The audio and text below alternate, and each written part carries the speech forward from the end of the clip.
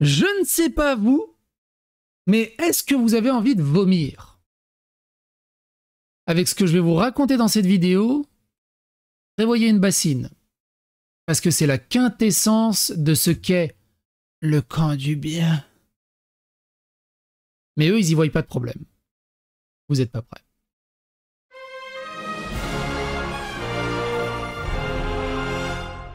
Attention, please. Je suis parti de la France insoumise, mes désaccords avec Mélenchon sont connus. Ma place ne sera pas dans la LFI si jamais je suis élu. François Ruffin annonce quitter définitivement la LFI et ne pas siéger avec eux s'il est élu. Lui, il a compris qu'il faut absolument fuir la LFI s'il va garder une chance en politique. Sinon, il sera grillé à vie. Autre chose très intéressante. Souvenez-vous, Marine Tondelier dit « Ouais, il y a des ratonnades d'extrême droite du GUD alors qu'elles n'existent absolument pas. Il n'y a pas un copec, il n'y a pas une ligne nulle part de cette existence. Par contre, des ratonnades de la jeune garde, il y en a. Le service d'ordre de Rima Hassan, qui a frappé une gamine de 15 ans dans un métro, un gamin de 15 ans juste parce qu'il était juif. 8 d'entre eux, ça y a. Vous savez ce qui est encore plus rigolo? Que les jeunes de la jeune garde s'en prennent aux féministes antifascistes. C'est-à-dire que même entre eux, ils se bouffent. Et on va lire ce petit article qui est de Rébellion.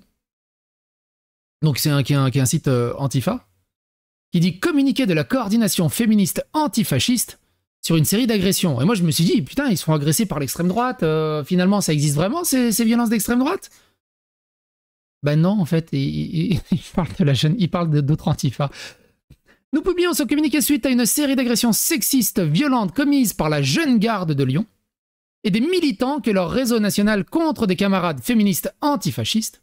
Depuis plusieurs semaines, des communiqués officieux relatent des versions mensongères des faits et somment les organisations politiques de prendre position contre les femmes de notre coordination et par extension contre les organisations mixtes au sein desquelles elles militent. Jusqu'alors, nous avions décidé de ne faire circuler que dans nos cercles restreints notre version des faits. En tant que militantes révolutionnaires, nous sommes en effet très critiques des pratiques dites du call-out, qui consiste à publier en ligne des propos d'agression commises au sein du milieu militant. Alors, je vous traduis ça. Quand c'est dans leur camp, on met tout sur le tapis, il faut absolument pas en parler parce que les méchants, c'est les autres là où il se passe rien. Mais il faut qu'on invente des trucs, qu'il se passe quand même des trucs et que c'est horrible et qu'il faut les combattre. Mais chez nous, toutes les dégueulasseries, on les cache. Alors qu'en fait, tous les travers sont chez eux. En effet, nous considérons que cette méthode se révèle souvent problématique dans la mesure où elle entérine une rupture entre la société et notre milieu et qu'elle n'est efficace que pour protéger un secteur politique circoncis au détriment du... C'est pas juif ça? Au détriment d'une lutte contre un système de domination qui excède de loin les sphères militantes. Nous nous sommes visiblement trompés puisque certaines organisations, sans avoir pris contact avec nous, prennent position en faveur des agresseurs. Nous avons donc décidé, pour défendre les victimes et faire face aux traditionnelles pratiques sexistes consistant à faire passer les victimes de violences pour des coupables, de rétablir la vérité publiquement de façon à ce que nul ne puisse ignorer les faits et prétendre prendre position sans connaître les tenants et les aboutissants de ces agressions. Tu es complètement brainwashed par les médias mainstream, mon programme. Jacques Doriot des temps modernes, mais en nul. Oh là là. Je te renvoie le boomerang en pleine gueule. Réfléchis, prends du recul et réfléchis sur ce que tu viens de dire. Le dimanche 17 avril, au lendemain d'une altercation entre un membre de la JGL et un sympathisant du milieu antifasciste lyonnais, des hommes de la JGL, donc la Jeune Garde de Lyon, se sont lancés dans une expédition punitive sur leur chemin. Ils ont croisé notre camarade féministe antifasciste lyonnaise qui a tenté de dialoguer avec eux. Alors du coup, un antifasciste qui discute avec un antifasciste, c'est comme tu mettais deux Furby en même temps, là, comme ça. Refusant de discuter, 3 hommes se revendiquant explicitement de la JGL l'ont violemment frappé, lui assénant plusieurs coups à la tête. Belle valeur du féminisme, tu sais, je vous rappelle que la Jeune Garde est défendue par Marine Tondelier, par Sandrine Rousseau, par Raphaël Arnaud évidemment, par Rima, par le Front Populaire en général. Mais qu'il n'y a pas de problème. C'est pas parce que t'es fiché S, que t'as fait un peu de violence faite aux femmes que tu peux pas rentrer à l'Assemblée nationale. Hein? Qui n'a jamais fait de refus d'obtempérer? Qui n'a jamais mis un coup de boule à une nana? Hein? Bon, quand même. Par contre, tu vois, les autres, ils ont pas dit bonjour, ils ont pas retenu la porte à une nana. S'ils sont pas dans leur camp politique, là, tu peux aller les licencier, les agresser, les harceler, les doxer, les cancel, là, il n'y a aucun souci. Ce 2 poids 2 mesures est tellement psychiatrique, parce qu'il n'y a pas d'autre mot que psychiatrique, en fait, ces gens ont des problèmes psy. Nous avons dénoncé le caractère éminemment sexiste de cette agression dans un mail à l'attention des organisations avec lesquelles nous avons l'habitude de travailler. En parallèle, une version mensongère de ces faits a circulé, émanant d'auteurs inconnus passant sous licence le caractère sexiste de l'organisation et appelant à se désolidariser de la GAL, groupe antifasciste lyonnais, aujourd'hui en voie de dissolution par Gérald Darmanin. Oh? Oh? Bah, pourquoi les médias en parlent pas que Gérald Darmanin il veut dissoudre des trucs d'extrême gauche antifa? Pourquoi quand c'est le GUD ou des trucs comme ça, ça fait tout le tour des médias, tout le monde en parle, et là, ça passe un peu... Non, on n'en parle pas. Qu'est-ce qui se passe? C'est comme le Rapno Passaran. Hein. Le Rapno Passaran, personne n'en parle. Hein. Vous avez remarqué que personne n'en parle? Oh, un bot, putain. Vous avez remarqué que personne n'en parle? Dans les radios, dans les médias, les journaux vite fait... Cela ne s'est pas arrêté là, puisqu'en tant que collectif féministe non mixte, nous sommes désormais accusés d'agression sexiste par les JGL. Cette accusation a d'ailleurs mené des organisations nationales à prendre parti pour la JGL et à couper tout lien militant avec les femmes suspectées d'agression. Remettons donc les pendules à l'heure. Quand des femmes se défendent et protègent une femme face à des personnes violentes et virilistes, c'est de l'autodéfense féministe, pas une agression sexiste. Vous doutez bien que ces gens-là, ces féministes... elles seraient du côté du Rassemblement national, elles auraient tellement beaucoup moins de problèmes et elles seront tellement beaucoup plus respectées, ironiquement. Mais bon, ils préfèrent défendre ceux qui les agressent, c'est ça qui est rigolo. Rétablissons donc à nouveau les faits. Quelques jours après l'agression sexiste de notre camarade à Paris, plusieurs militantes de notre coordination ont demandé des comptes à Raphaël Arnaud, porte-parole des dirigeants de la JGL. Il a refusé avec mépris toute discussion, le ton est monté et quelques coups ont été échangés entre des militantes de notre coordination et des femmes de la Jeune Garde de Paris. Enfin, ce 1er mai à Lyon, des militantes de notre coordination ont interpellé des militantes de la Jeune Garde, en majorité des hommes. Alors c'est peut-être ça aussi que Marine Tondelier dit qu'il y a des ratonnades. Peut-être qu'elle n'a pas compris que quand des antifas se font tabasser, c'est juste qu'ils se font tabasser par d'autres groupes antifas en fait. Ils s'auto-ratonnadent entre eux. Je sais pas, ils s'enlèvent une vertèbre et ils y vont, mais je sais pas comment ça marche. Ils ont refusé à nouveau toute discussion et se sont positionnés en ligne face à elle avant de les frapper lorsque le ton est monté. Évidemment, hein, la discussion, ça n'existe pas. C'est tout de suite, on les tabasse. Oui, Carlito, on en a parlé également de ça. Quelques heures plus tard, en réaction à cette nouvelle agression sexiste, un nouvel affrontement en mixité, cette fois, a éclaté entre militants lyonnais autonomes et jeunes gardes. Nous constatons sans surprise qu'en tant que femmes antifascistes organisées au sein d'une coordination dont l'un des objectifs est justement de combattre les violences sexistes, nous soyons renvoyés à des logiques de domination masculine, alors que tu sais, il n'y a aucune logique de... C'est comme je l'ai dit, hein, les antifas, les antiracistes et tout, ils vous remettent direct. C'est quoi ton genre? C'est quoi ton pronom? T'es de quel niveau? C'est quoi ta couleur de peau? Ok, on te met dans cette case. Et t'as pas intérêt à en sortir. Hein. Mais t'inquiète, moi je suis blanc, je suis ton sauveur, on va travailler pour toi. C'est du colonialisme à l'ancienne, en fait. C'est du racisme et du colonialisme à l'ancienne. Ils font du faciès. Alors que, de l'autre côté, on en a pas les reins, que vous soyez gay, homo, radiophile, radiotor, enfin, hélicoptère Apache, que vous soyez black, blanc, beurre, rouge, noir, mexicain, vert. Est-ce que t'es une racaille? Est-ce que t'es un délinquant? Est-ce que t'es intégré dans la société? Point. Ça s'arrête à ça. Est-ce que tu respectes les autres? Point. Ça s'arrête à ça. Une campagne de silenciation et d'invisibilisation est menée contre nous par nos agresseurs. Elle touche aujourd'hui l'ensemble d'une organisation auquel nous appartenons. Nous refusons collectivement de nous taire et tenons à exprimer de nouveau notre soutien sans faille à notre camarade agressé le 17 avril. Blablabla. Mélenchon, qui dit Inch'Allah, qu'il est voté. Avec M. Mélenchon. On va gagner dimanche, M. Mélenchon.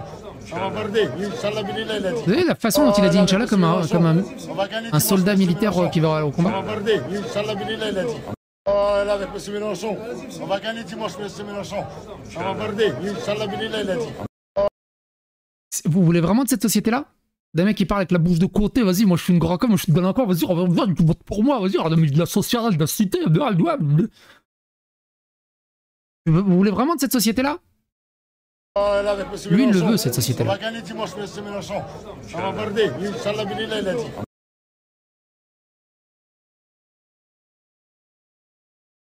Fuite des mécènes, démission et vandalisme, Sciences Po, la crise au pire moment. Sciences Po vit une crise. Vendredi 14 juin, la garden party des anciens élèves de Sciences Po finit dans le sang. En fait, de la peinture rouge jetée à l'entrée des locaux ultramodernes de la place Saint-Thomas d'Aquin, dans le 7e arrondissement de Paris, où certains invités y ont accueilli au cri de fascistes, par un petit groupe de militants se réclamant du comité Palestine de l'établissement. Dans les jardins, une dizaine d'étudiants munis de tickets d'entrée à 40 € et grimés de masques chirurgicaux, dissimulant leur visage, fait irruption avec des banderoles et des drapeaux, vers 19h30. Vous buvez du champagne pendant que des enfants meurent à Gaza, s'indigne un jeune homme depuis le balcon où l'administration a accepté de lui céder le micro pendant 5 minutes. Des tracts incriminant Coca-Cola, un des partenaires de la soirée annuelle, coupable d'entretenir des liens commerciaux en Israël, sont distribués. Au bout d'1 heure, la performance prend fin dans une ambiance houleuse, après que Pascal Perrineau, le président de l'association des anciens élèves, a fait monter la musique pour couvrir les bruits des manifestants. On se souviendra de vous, intime alors un des étudiants politologues. Selon ses dires, des dizaines d'anciens élèves sont ensuite venus me trouver en me disant « On ne pensait pas que c'était à ce point ». Et certains m'ont dit qu'ils avaient l'habitude de donner 1000 à 2000 €, mais cette fois-ci, c'était fini, relate Pascal Perrineau. Ultime curiosité de cette soirée mouvementée, les contestataires terminent la soirée en se servant au buffet.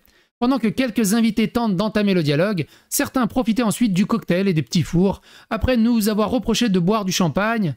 C'est assez étonnant. Des gamins pourris gâtés. Depuis le 12 mars, la fièvre s'est emparée de Sciences Po. Ce jour-là, 300 étudiants, blablabla. Donc il y a des appels aussi, des menaces sur le financement. Au bout d'un moment aussi. Essayez quoi en fait?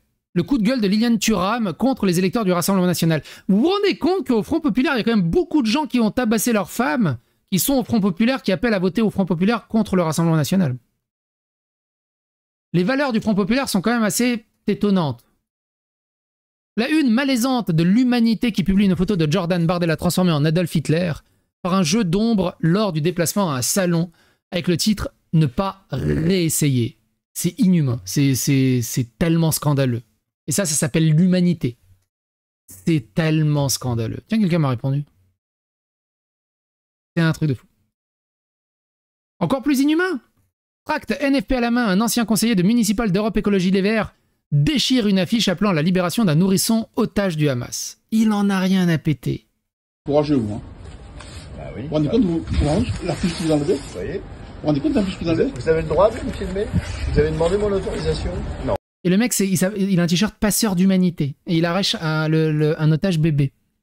Mais bon, l'otage bébé, il compte pas, il est pas humain, il est juif.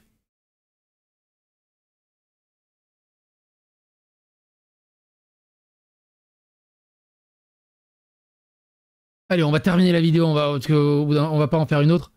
Écoutez ce témoignage. Écoutez ce témoignage de l'électeur du Front Populaire qui a la solution pour battre le Rassemblement National. Dis. Oyez, oyez, oyez. Pour toutes les personnes qui ne sont pas mariées encore, et je parle aux Noirs et aux Arabes. Là, il faut qu'on stoppe le métissage pour un moment. D'accord? Juste un moment. Parce que là, on est en guerre, les gars. Comme il y a des personnes qui pensent que s'ils votent RN, il n'y aura plus de Noirs et d'Arabes en France, alors que les Noirs et les Arabes en France, là, 90% sont français. Vous savez ce qu'on va faire? On va continuer à faire enfant. Enfant. Mais ça, il faut faire enfant noir et enfant arabe. Donc, que les Noirs se mettent avec des Noirs et que les Arabes se mettent avec des Arabes. C'est difficile, ça. Comme ça, après, on continue à bien pondre et remplir ce territoire de Noirs et d'Arabes. Mais du coup, si le RN passe avant et enlève toutes les aides, disrupte le truc avant, donc ça te coupe l'herbe sous le pied, en fait. Donc c'est un peu trop tard pour faire le... C'est ouf, hein? Comment ils détestent la France et comment ils détestent les Blancs. Et ça, c'est défendu par des gens qui disent « Ouais, mais c'est la culture du rap. Ouais, mais c'est le sociologiquement. Ouais, mais c'est mais c'est le Front Populaire. Ouais, mais il y a l'humanité. » Pescateno, donc, il se fait agresser. Jimmy Defoy qui dit « MDR, ça fait des mois qu'il renvoie dos à dos l'extrême droite et la gauche, des années qu'il drague l'électorat du Rassemblement National en leur donnant des gages avec des politiques racistes, et maintenant que ça devient concret, même pour eux, ils ne comprennent pas. Clownesque. » Et c'est pas fait agresser par l'extrême droite, hein, Jimmy. Le mec tweet ça alors que Pescateno a été agressé par des racailles du 92 il y a à peine quelques heures. Ils n'ont vraiment aucune race. Un septuagénaire militant pour Olivier Véran aurait porté plainte ensanglanté ce jeudi après avoir été agressé par des militants de la France Insoumise. Je vous rappelle, hein, je vous le remets, des influenceurs du Front Populaire qui disent la tactique de l'extrême droite passe par l'intimidation et le harcèlement. On ne se laissera pas faire. Bah oui, hein, ils se laissent pas faire. On voit comment... Merci hein, pour appeler à l'intifada et au soulèvement et de pas se laisser faire. On voit les débordements de violence qui sont tous les influenceurs qui ont signé le Front Populaire, tous les influenceurs qui appellent à voter au Front Populaire, tous les influenceurs qui appellent à voter au combat, à pas se laisser faire. Vous êtes tous responsables de cette montée de violence. Vous leur donnez le feu vert. Ceux qui appellent à brûler, ceux qui appellent à décapiter, ceux qui se font ensanglanter. Bonne ambiance dans le pays en ce moment, mais le danger serait le méchant RN turbo-nazi, parce qu'on a retrouvé une photo de la soirée déguisée sur Facebook en 2008. Non mais on se réveille quand? En vrai, je veux dire, sérieusement, c'est de la pure folie. Vous vous rendez compte? Donc Marine Dochy, violemment agressée ce matin sur le marché de la Rochette, je suspends ma campagne. Sur le Coran, appelez tout le monde, Prisca Thévenot et ses militants agressés à coups de poing et de trottinette par une bande de jeunes lors d'un collage d'affiches officielles. Il y a un Ivoirien et je sais plus combien de musulmans. Mila qui participe, qui partage. Qui sont les nazis du coup? Quelqu'un qui lui envoie un MP qui dit « Bonjour, votre profil a été repéré comme supportant de la propagande RN et a été ajouté à la liste des militants répertoriés RN qui seraient utilisés pour la chasse aux nazis qui aura lieu si le RN passe dimanche. Toutes ces personnes sont déjà en train d'être étudiées et retrouvées et seront défigurées par une milice dédiée. Ils ont pour ordre que les personnes nazies tabassées soient irreconnaissables. » Tu fais quoi avec ça? C'est quoi leur place dans la société? C'est quoi leur place dans le PIB? Ça, c'est défendu par les influenceurs, c'est défendu par tous les influenceurs qui ont signé le Front Populaire, c'était défendu par tous. Cette crône qui appelle à agresser Vincent Lapierre, on l'a écouté tout à l'heure, dans la précédente vidéo. On va pas repasser le truc. Cette personne aussi qui appelle à déstigmatiser les pédos, qui s'est moqué de Lola. C'est trop rigolo, Lola. Qui appartient à tout le camp du bien, de la Zawasphère, d'Aniraz, tout ça. Mais eux, tu vois, ils sont intouchables. Ils peuvent dire les pires dégueulasseries, les pires dingueries. Ils sont intouchables. Ils sont incancellables. Les modérateurs, ils disent « Waouh, Rompiche, ça va, c'est bon, c'est dans son personnage. » Ah ouais? Pourquoi vous cassez les couilles à tous les autres pour une virgule de travers? C'est incroyable. Agression des équipes de Prisca Thévenot par des racailles lors d'un collage. Les habitants sont un brin agacés. Ils ne comprennent pas pourquoi les autorités n'ont recours à des interpellations que lorsqu'une femme politique est agressée, alors que eux subissent cette bande tous les jours, indique une source locale. Et ça, bordel de merde. Il y en a qui disent « Ouais, non, il se passe rien dans cette cité, il y a rien. » Mais c'est normal qu'il se passe rien. Tout le monde a peur d'aller porter plainte, tout le monde a peur de l'ouvrir. Les seules fois où il se passe quelque chose, c'est quand il y a un politicien ou un journaliste qui se fait agresser et que ça en parle un peu. Et ils osent dire « Ouais, c'est faux, regardez les statistiques, il n'y a pas d'agression. » C'est normal. Ils ont tous relâché. La justice n'existe pas, les avocats trafiquent les dossiers pour qu'ils soient relâchés, les deals de drogue, on sait partout où ils sont, on sait tous où ils sont, mais rien n'est fait. Hashtag pas de vague, hashtag paix sociale, hashtag pas de racisme, hashtag pas d'amalgame. Psychosphère, abonne-toi.